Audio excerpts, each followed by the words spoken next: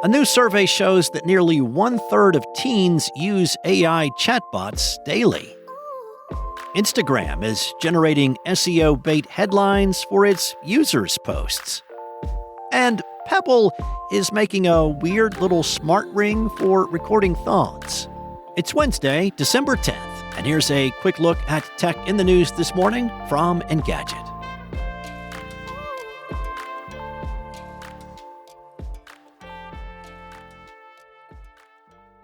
According to a new report from Pew Research, AI chatbots have not come close to replacing teens' social media habits, but they are playing a significant role in their online habits.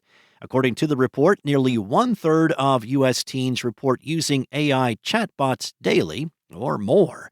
The report is the first from Pew to specifically examine how often teens are using AI overall, and it was published alongside its latest research on teens' social media use. It's based on an online survey of more than 1,400 U.S. teens who were polled earlier this year. According to Pew, the survey was weighted to be representative of U.S. teens between the ages of 13 and 17 who live with their parents. According to Pew, 48% of teens use AI chatbots several times a week or more often, with 12% reporting their use at several times a day and 4% saying they use the tools almost constantly. Now, that's far fewer than the 21% of teens who report almost constant use of TikTok and the 17% who say the same about YouTube.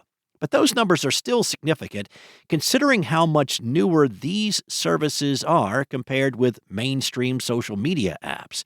The report also offers some insight into which AI companies' chatbots are most used among teens.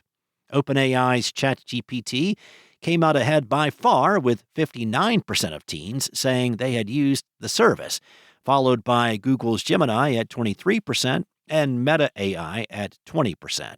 Just 14% of teens said they had ever used Microsoft Copilot, and 9% and 3% reported using Character AI and Anthropic's Claude, respectively. Now, Pew's research comes as there has been growing scrutiny over AI companies' handling of younger users. Both OpenAI and Character AI are currently facing wrongful death lawsuits from the parents of teens who died by suicide. In both of those cases, the parents alleged that their child's interactions with a chatbot played a role in their death.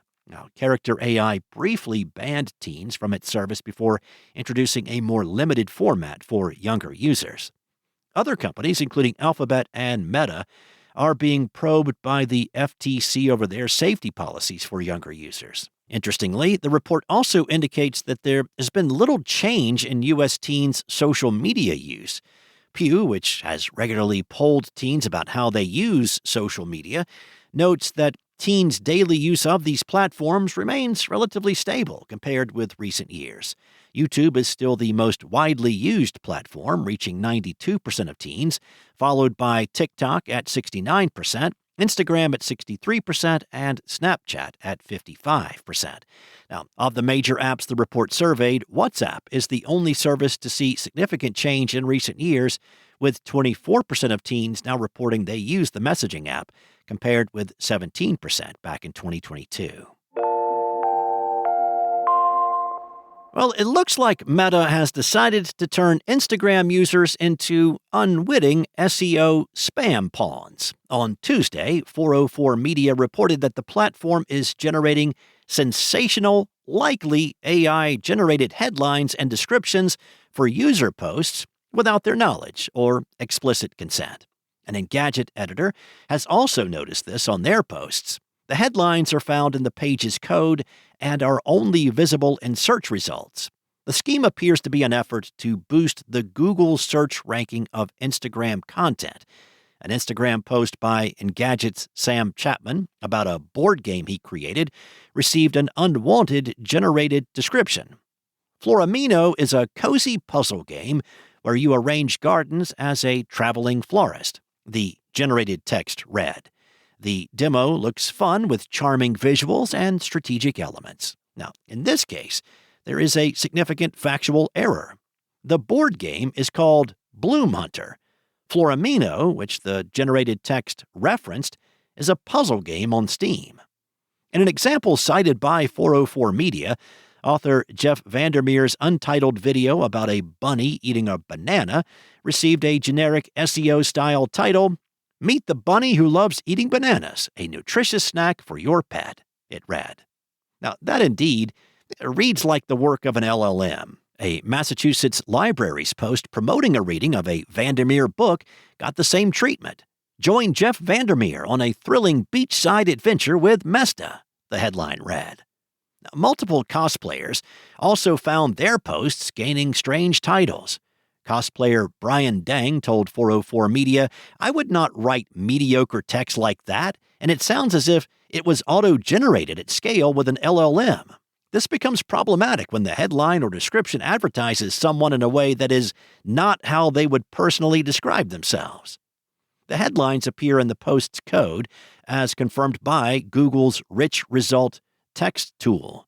They're found in the title tags for the post. The descriptions appear in the text section. Now, the spammy headlines differ from the page's alt text, which Instagram generates for people with low vision. You might want to search for your recent content to see if you're affected. Engadget reached out to Meta. In a statement, the company said it recently began using AI to generate titles for posts that appear in search engine results. This helps people better understand the content that was shared. Users can disable indexing. However, it appears to remove all indexing, reducing the likelihood that users will discover the Instagram account. The statement continued, "As with all AI-generated content, these titles may not always be 100% accurate." Pebble just announced the Index 01, a smart ring for recording your thoughts. It's a little ring with a built-in microphone. And that's about it. The Index 01 is almost anti-tech in its simplicity. Now, there's no needless AI component shoehorned in, aside from speech-to-text. It's a ring with a microphone that you whisper ideas into. And I gotta admit, I want one.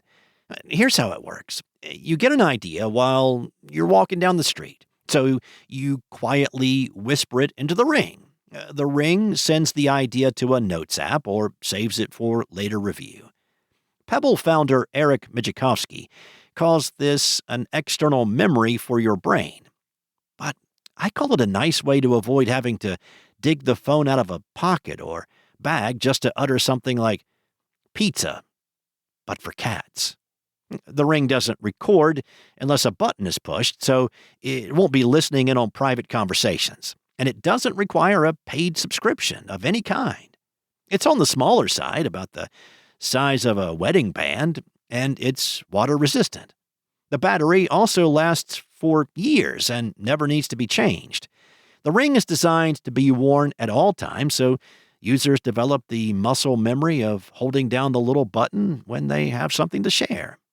See what I mean?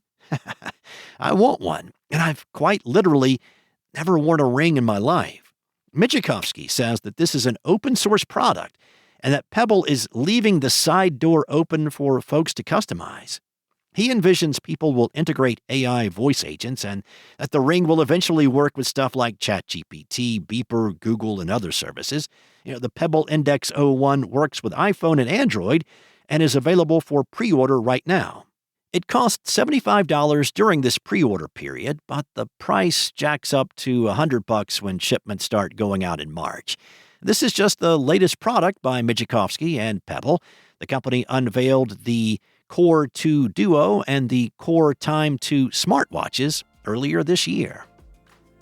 Thanks for listening. It's that time of year for all kinds of lists to come out, so check out Engadget.com for Engadget's list of tech's biggest winners and biggest losers of the year, along with a lot more tech news. This episode featured journalism from Carissa Bell, Will Shanklin, and Lawrence Bonk, and was voiced and produced from the sound studios of Spoken Layer by me, Steve White. Enjoy your day, and I'll be back tomorrow with more tech news from Engadget.